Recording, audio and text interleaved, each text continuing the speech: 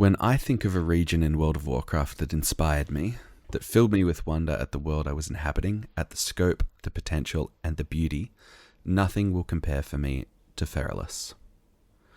During my first playthrough of Warcraft 3, I was captivated by the Night Elves, the archers, the trees, and of course, the demon hunters.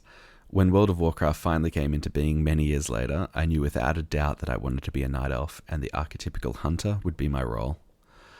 All the Night Elf zones hold a special place in my heart, but nothing had anywhere near the profound effect on me of my first foray into Feralas. Feralas to me felt like the first steps into a wild, unknowable world. Gone were the paved roads and towns of the Eastern Kingdoms, replaced with an ancient worn path that snaked away into the depths of an ancient forest. The controlled wilderness of Darkshore and Ashenvale, while beautiful, was still very much a well-travelled area. Travelling from Desolus into Feralas felt like slipping into history, the previous world falling away, leaving you among the ruins and the wilderness where anything could happen. Feralas is a dense forest full of giant trees and natural wonders. Ancient ruins of pre-sundering Night Elf society are scattered throughout the mountains and trees. Long since abandoned by the elves, they have become the home to gnolls, harpies, and in the largest ruins of them all, ogres. Off the western coast, on Sardor Isle, sits Feathermoon Stronghold. Overseen by Chandra's Feathermoon, this is the Night Elf bastion on Feralas, an otherwise untamed region even by elven standards.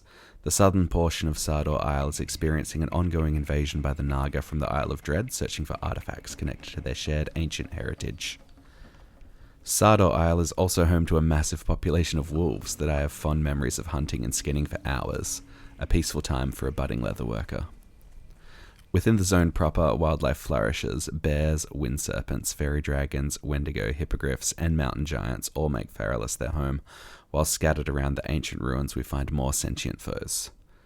Harpies have taken up residence in the elven ruins of Ravenwind, while ogres have occupied the ruins of Isildian and Diamol, the latter's depths being home also to ghosts, demons, and even some remnants of the highborn Night Elven society from before the Sundering.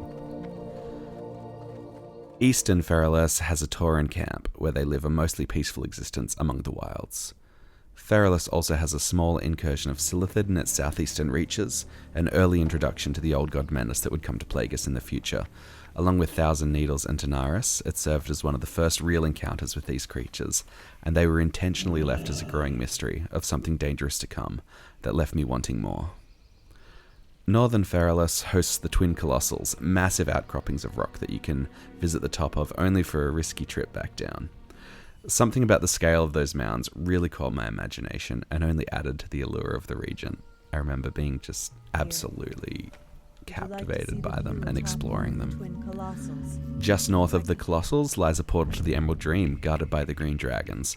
While they were used very little in the original lore of World of Warcraft, they were still a very intriguing place, connecting the Eastern Kingdoms and Kalimdor to the Emerald Dream via their sadly unrealized potential. When the Cataclysm came and shook the world, Feralas escaped much of the damage, being largely unchanged if not for the complete destruction of the Isle of Dread, having it sink completely beneath the waters of the Veiled Sea. Sardor Isle, while still intact, was decimated by the waters, and the Night Elves moved to the mainland, establishing a new Feathermoon stronghold, and several new encampments throughout their ancient forests. Despite this, the other denizens of the zone remain largely unchanged, and life continues as it ever did in Feralas. Feralas is a zone steeped in ancient lore, but through quests and stories there is nothing particularly massive that happens there. No overbearing story to beat you over the head, no epic beasts to capture your attention. It was, and still is, just an ancient forest, full of mysteries, things to learn, and hints to the future. I think it was due to the mystery, the potential, and the lingering questions left by the zone that made it so endearing to me.